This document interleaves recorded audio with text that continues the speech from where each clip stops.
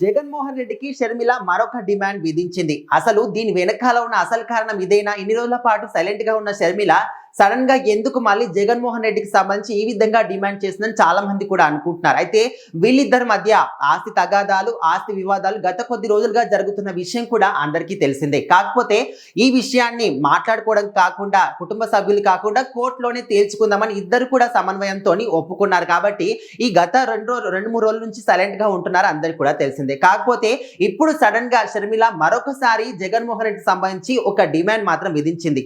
అది ఏ విధంగా అంటే, నువ్వు ఎమ్మెల్యే పదవికి రాజీనామా చేయాల్సిందే అనే విధంగా ఒక డిమాండ్ మాత్రం వేసింది. ఎందుకంటే ఇప్పుడు ఆంధ్రప్రదేశ్ రాష్ట్రానికి సంబంధించి తొందరలోనే బడ్జెట్ కు సంబంధించిన సమావేశాలు ప్రారంభం కాబోతున్నాయి. కాకపోతే ఈ వైసీపీకి సంబంధించిన వాళ్ళు జగన్మోహన్ రెడ్డి కావచ్చు, కొంతమంది ఆయన సన్నిహితులు కూడా మేము మాత్రం ఎవ్వరం కూడా ఆ సమావేశాలకు హాజరు కాము అనే విధంగా తేల్చి చెప్పేసడం జరిగింది. సో మీరు ఎమ్మెల్యే పదవిలో ఉన్నప్పుడు, ఒక రాష్ట్రానికి సంబంధించి ఒక మంచి పదవిలో ఉన్నప్పుడు ఖచ్చితంగా ప్రతి ఒక్క సమావేశానికి కూడా మీరు హాజరు కావాల్సిందే, మీ వంతు మీరు అక్కడ మాట్లాడాల్సిందే. సో అలాంటి ఒక పదవి ఉన్న మీరు ఎందుకు సమావేశాలకు హాజరు కారు?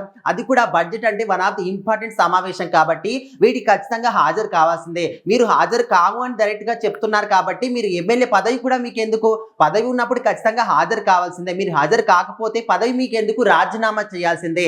రాజీనామా చేసుకొని ఏ పదవి కూడా లేకుండా ఇంట్లో కూర్చోండి అనే విధంగా జగన్మోహన్ రెడ్డికి మాత్రం ఆమె సవాల్ విసిరింది. ఒక విధంగా చూసుకుంటే ఇది డిమాండ్ అని కూడా అనుకోవచ్చు. సో ఇన్ని రోజుల పాటు ఈ విధంగా సైలెంట్ కూడా ఆమె సడన్ గా మాట్లాడింది కాబట్టి దీని వెనకాల ఉన్న, ఈ టార్గెట్ వెనకాల ఉన్న అసలు విషయం ఇదేనా అని కూడా చాలా మంది అనుకుంటున్నారు. అంటే ఎప్పుడైతే ఈ ప్రభుత్వం ఫామ్ అయిందో అప్పటి నుంచి కూడా జగన్మోహన్ రెడ్డి ఏ సమావేశాన్ని కూడా ఇప్పటి వరకు హాజరు కాలేదు. సో హాజరు కాకపోవడానికి కారణాలు ఏంటి? సవాలక్ష కారణాలు ఉండొచ్చు, కానీ నువ్వు ప్రజల తరపున మాట్లాడాలి అంటే ఇవన్నీ పక్కన పెడితే, నువ్వు ప్రతిపక్ష హోదా ఉందా లేదా, లేకపోతే నీకు సీఎం, ఇప్పుడు మాజీ సీఎం లాగా ఉన్నావు, అదే విధంగా ఒక ఎమ్మెల్యే కూడా గెలిచావు కాబట్టి ఇవన్నీ పక్కన పెడితే ఒక ఎమ్మెల్యేగా ఉన్నప్పుడు ఖచ్చితంగా నువ్వు సమావేశాలకు హాజరు కావాల్సిందే.